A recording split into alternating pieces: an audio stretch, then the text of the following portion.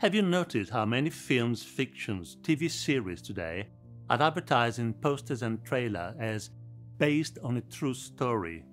Countless. It seems also a must for visual stories. With films such as Ridley Scott's Napoleon or Christopher Nolan's Oppenheimer, there is of course no need to advertise them as real stories. Despite being real stories, however, both films are based on books or biographies, which corresponds to a well-known fact. Most of the films and fiction we see are taken from books, as with Harry Potter or The Lord of the Rings. The obsession, we may call it, with true stories is a fairly recent one in visual media. In the past, the reality of a story was not stressed, but rather kept hidden. With novels, on the other hand, that is a time-honored practice that goes back to the 18th century. The very first novels in English stressed the authenticity of the stories they told, and made of that their main selling asset. Let's take a look at what is generally thought to be the first modern novel, Daniel Defoe's Robinson Crusoe. This is its frontispiece, a sort of poster or trailer of the time. Now imagine you are a potential buyer. What may attract your attention? The fact that it's a life, that is a biographical account of a mariner who has had strange, surprising adventures in exotic lands, including a shipwreck and survival on a desert island, as well as a bit with pirates. But at the bottom, we also see what had never been stressed before in literary works, written by himself. The authenticity of the story was made clear for the public. The same goes for Maud Flanders, Defoe's next novel. Look at its frontispiece again. Right under the long description of Maud Flanders' fortunes and misfortunes, we read, written from her own memorandums, that is, from a diary. In fact, as we know, neither Robinson Crusoe nor Maud Flanders were real persons.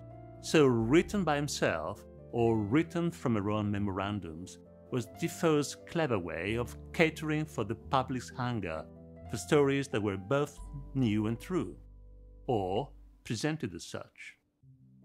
Given that, it's surprising to learn that though Robinson Crusoe is a fictitious character, Defoe did model him and his adventures on a true story, that of Alexander Selkirk, Scottish sailor who had, like Robinson, been shipwrecked on a desert island and managed to live there alone 4 years and 4 months, before being finally rescued by a passenger ship. On his return to England, Selkirk hid the news. Everybody wanted to see him, and newspapers and magazines vied to interview him. It's interesting to see how the details of Selkirk's true story closely resemble those of Robinson's fictitious one. Here is the best-known account of Selkirk's adventures, an interview by writer Richard Steele. The person I speak of is Alexander Selkirk, whose name is familiar to men of curiosity from the fame of his having lived 4 years and 4 months alone in the island of Juan Fernandez. His portion were a sea chest, his wearing clothes and bedding, a pound of gunpowder, a large quantity of bullets, a few pounds of tobacco, a hatchet, a knife, a kettle, a Bible.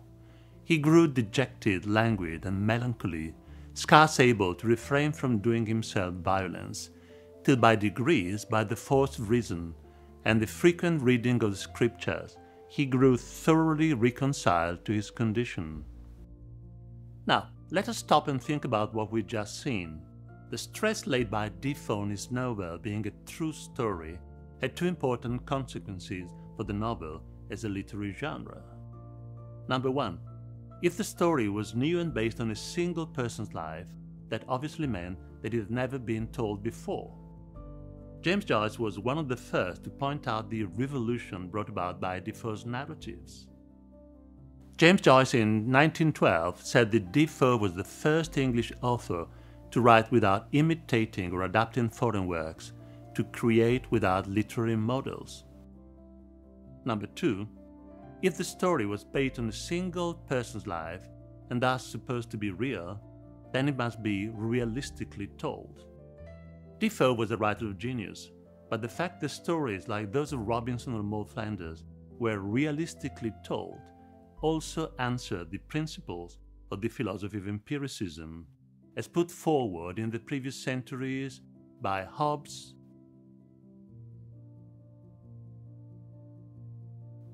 Descartes,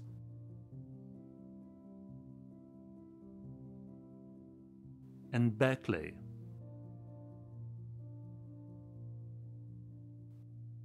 Both the novelty of the story and its realism are clear from the beginning of Robinson Crusoe.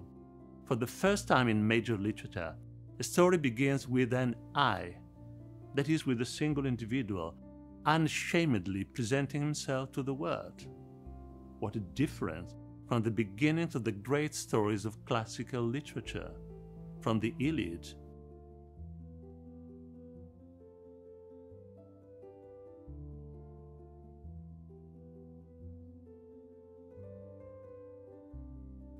From the Canterbury Tales.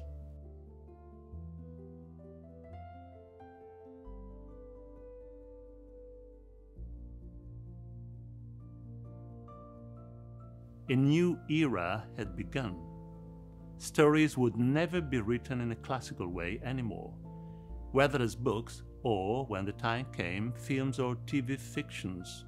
So next time we enjoy something based on a true story, a reverent thought should go to Daniel Defoe and his Robinson Crusoe.